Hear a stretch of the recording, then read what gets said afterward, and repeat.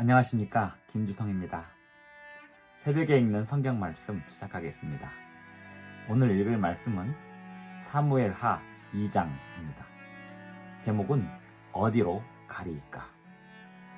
이스라엘 왕 사울이 죽었습니다. 블레셋과의 전쟁에서 전사했습니다. 다윗이 이스라엘로 돌아갈 기회가 열렸습니다. 나라 간의 전쟁에 마치고 나면 엄청난 위험과 기회의 시기가 열리기 마련입니다. 다윗은 이 위기의 시기에 하나님께 여쭈었습니다. 어디로 가리이까? 하고 하나님께 여쭈었습니다.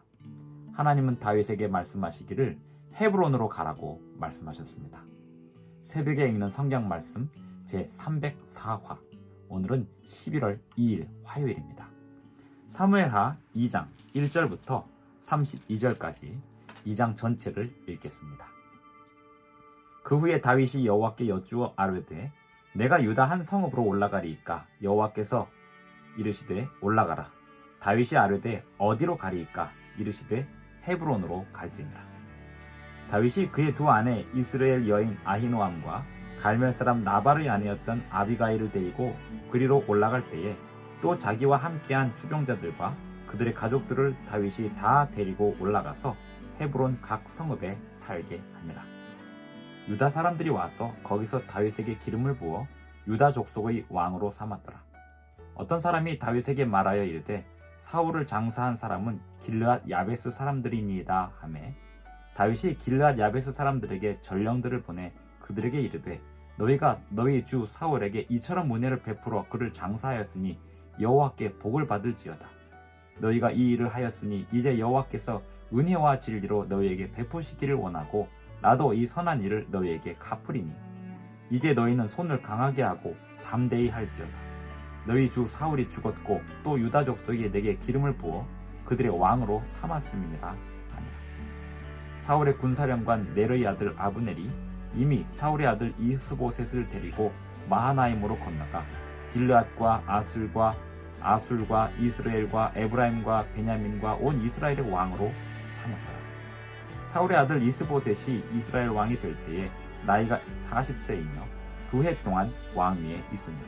유다 족속은 다윗을 따르니 다윗이 헤브론에서 유다 족속의 왕이 된 날수는 7년 6개월이더라. 넬의 아들 아브넬과 사울의 아들 이스보셋의 신복들은 마하나임에서 나와 기브온에 이르고 스루야의 아들 요압과 다윗의 신복들도 나와 기브온 못가에서 그들을 만나 함께 앉으니 이는 못 이쪽이요 그는 못 저쪽이라. 아브넬이 요압에게 이르되 원하건대 청년들에게 일어나서 우리 앞에서 겨루게 하자. 요압이 이르되 일어나게 하자 하매 그들이 일어나 그 수대로 나아가니 베냐민과 사울의 아들 이스보셋의 편에 12명이요 다윗의 신복 중에 12명이라. 각기 상대방의 머리를 잡고 칼로 상대방의 옆구리를 찌르매 일제히 쓰러진지라. 그러므로 그곳을 헬갓 핫수림이라 일컬었으며 기브온에 있더라.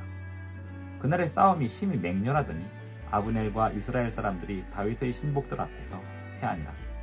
그곳에 스루야의 세 아들 요압과 아비새와 아사엘이 있었는데 아사엘의 발은 들로로 같이 빠르더라. 아사엘이 아브넬을 쫓아 달려가되 좌우로 치우치지 않고 아브넬의 뒤를 쫓으니 아브넬이 뒤를 돌아보며 이르되 아사엘아 너냐 대답하되 나로라. 아브넬이 그에게 이르되 너는 왼쪽으로나 오른쪽으로나 가서 청년 하나를 붙잡아 그의 군복을 빼앗으라 하되 아사엘이 그렇게 하기를 원하지 아니하고 그의 뒤를 쫓으며 아브넬이 다시 아사엘에게 이르되 너는 나 쫓기를 그치라. 내가 너를 쳐서 땅에 엎드러지게 할 까닭이 무엇이냐. 그렇게 하면 내가 어떻게 내 형 요압을 대면하겠느냐 하되 그가 물러가기를 거절하매 아브넬이 창 뒤끝으로 그의 배를 찌르니 창이 그의 등을 꿰뚫고 나간지라. 곧 그곳에 엎드러져 죽음에 아사엘이 엎드러져 죽은 곳에 이르는 자마다 머물러 섰더라. 요압과 아비새가 아브넬의 뒤를 쫓아 기브온 거친 땅의 길가 기아 맞은 쪽 암마산에 이를 때에 해가 졌고 베냐민 족속은 함께 모여 아브넬을 따라 한 무리를 이루고 작은 산 꼭대기에 섰더라. 아브넬이 요압에게 외쳐 이르되 칼이 영원히 사람을 상하겠느냐. 마침내 잔혹한 일이 생길 줄을 알지 못하느냐. 내가 언제 무리에게 그의 형제 쫓기를 그치라 명령하겠느냐. 요압이 이르되 하나님이 살아계심을 두고 맹세하노니 내가 말하지 아니하였다면 무리가 아침에 각각 다 돌아갔을 것이요 그의 형제를 쫓지 아니하였으리라 하고 요압이 나팔을 불매 온 무리가 머물러 서고 다시는 이스라엘을 쫓아가지 아니하고 다시는 싸우지도 아니하니라. 아브넬과 그의 부하들이 밤새도록 걸어서 아라바를 지나 요단을 건너 비드론 온 땅을 지나 마하나임에 이르니라. 요압이 아브넬 쫓기를 그치고 돌아와 무리를 다 모으니 다윗의 신복 중에 19명과 아사엘이 없어졌으나 다윗의 신복들이 베냐민과 아브넬에게 속한 자들을 쳐서 360명을 죽였더라. 무리가 아사엘을 들어올려 베들레헴에 있는 그의 조상 묘에 장사하고 요압과 그의 부하들이 밤새도록 걸어서 헤브론에 이른 때에 날이 밝았더라. 사무엘하 2장 1절부터 32절까지 읽었습니다. 2장 1절 그 후에 다윗이 여호와께 여쭈어 아뢰되 내가 유다 한 성읍으로 올라가리이까 여호와께서 이르시되 올라가라. 다윗이 아뢰되 어디로 가리이까 이르시되 헤브론으로 갈지니라. 이렇게 다윗이 하나님께 여쭙는 태도는 우리에게 가장 중요한 모본을 보여주고 있습니다. 우리는 위험과 기회의 때에 하나님께 여쭈어야 합니다. 뿐만 아니라 우리는 항상 하나님께 여쭙는 가운데 우리가 어디로 가리이까, 우리가 유다로 올라가리이까 이렇게 여쭙고 행해야 합니다. 무엇을 하든지, 어디를 가든지, 누구를 만나든지, 어떻게 진행하든지, 언제 진행하든지 하나님께 여쭙는 가운데 모든 일들을 진행해야 합니다. 왜냐하면 우리가 아무리 인간의 안목으로 지혜롭고 또 꾀를 낸다 한들 하나님이 보시는 안목과 하나님 보시는 내다보시는 안목과는 차이가 있기 때문입니다. 그뿐입니까? 하나님은 우리가 섬기는 여호와 하나님이시고 또 우리가 경배하는 하나님이시기 때문에 그렇습니다. 그 후에 다윗이 여호와께 여쭈어 아뢰되 내가 유다 한 성읍으로 올라가리이까 여호와께서 이르시되 올라가라. 다윗이 아뢰되 어디로 가리이까 이르시되 헤브론으로 갈지니라. 헤브론은 역사적인 장소입니다. 갈렙이 헤브론을 차지했고 또 그 이전으로 올라가면 아브라함의 묘가 헤브론에 있었습니다.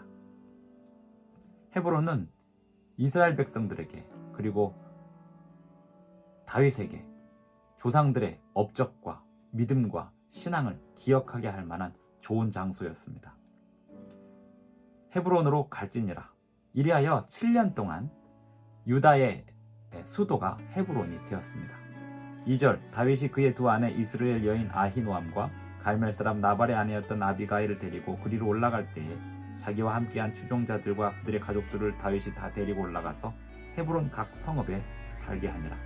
유다 사람들이 와서 거기서 다윗에게 기름을 부어 유다 족속의 왕으로 삼았더라. 어떤 사람이 다윗에게 말하여 이르되 사울을 장사한 사람은 길앗 야베스 사람들이니이다. 아멘. 사울을 장사한 사람들이 길앗 야베스 사람들이라는 소식이 다윗에게 들어왔습니다.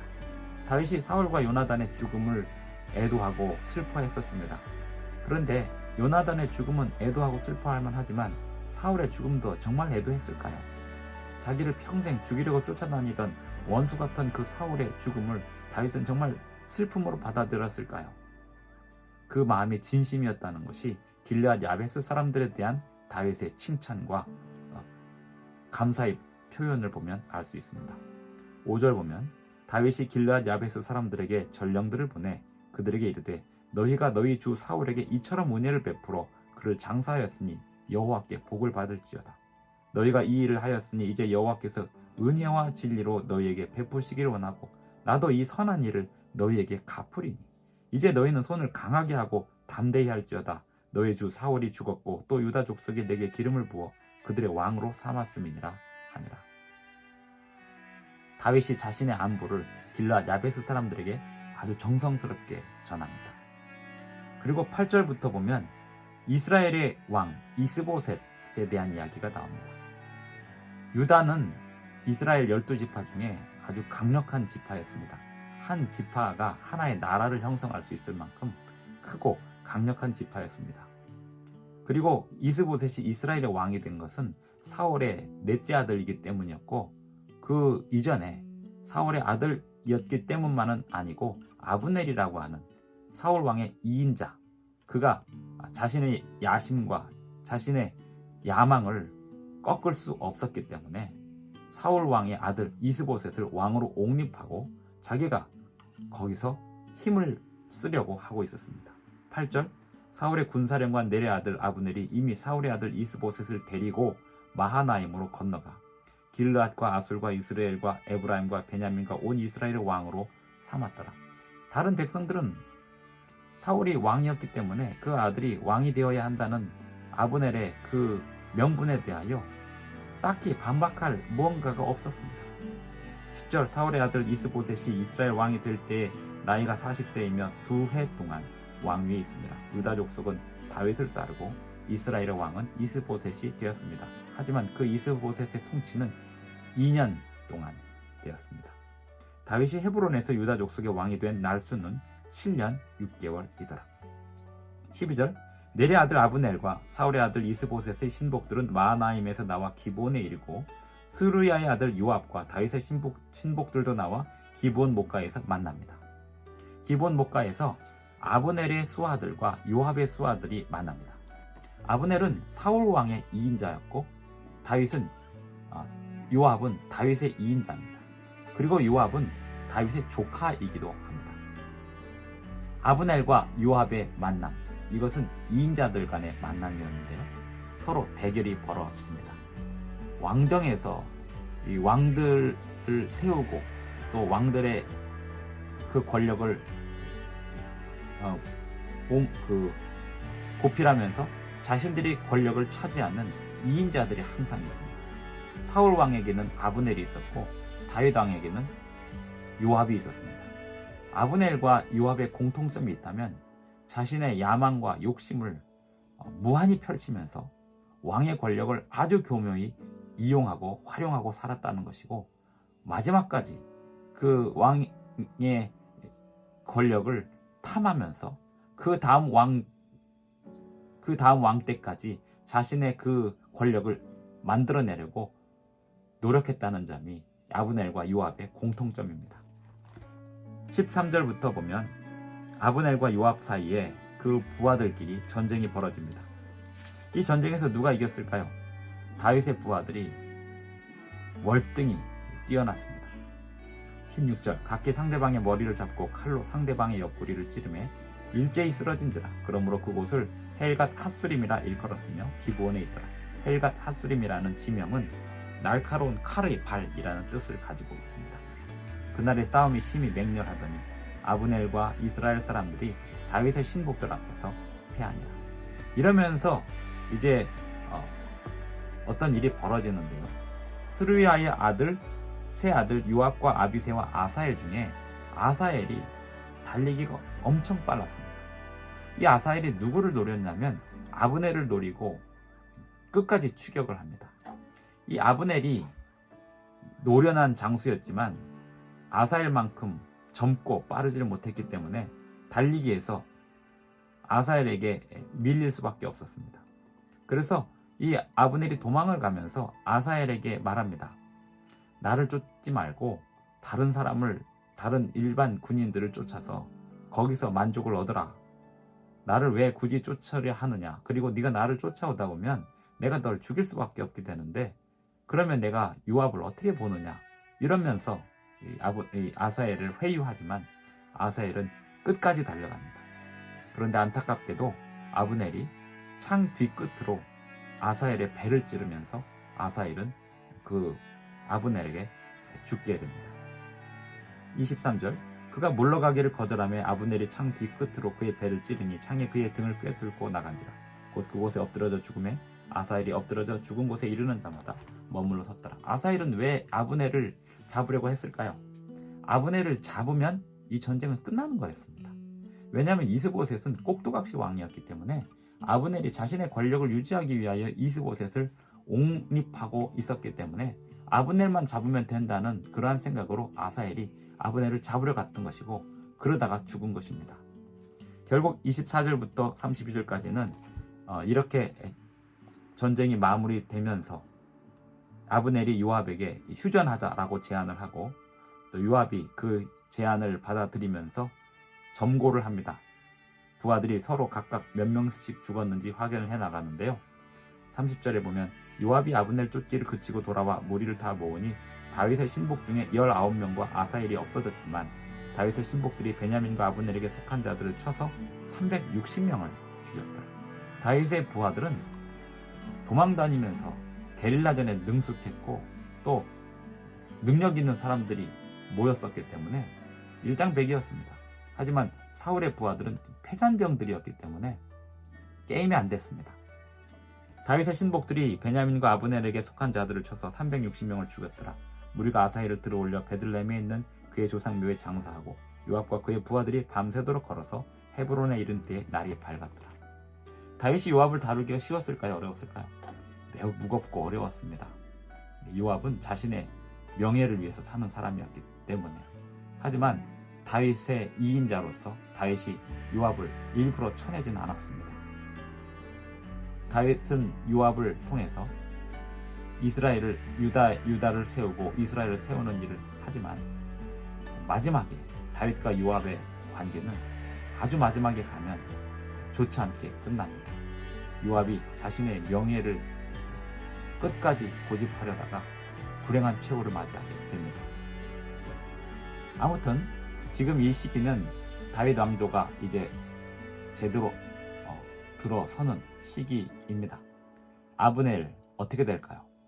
사울의 2인자였던 아브넬, 자신의 욕심을 끝까지 붙잡으려고 이스보셋을 옹위한 아브넬은 다음 장에서 어떻게 되는지 나옵니다. 사무엘하 3장에서 다시 확인하도록 하고 오늘은 기도하고 마치겠습니다. 하늘에 계신 우리 아버지, 오늘도 우리에게 새 아침을 주시고 또 성경의 인물들의 역사를 보면서 교훈을 얻게 하여 주시니 감사를 드립니다.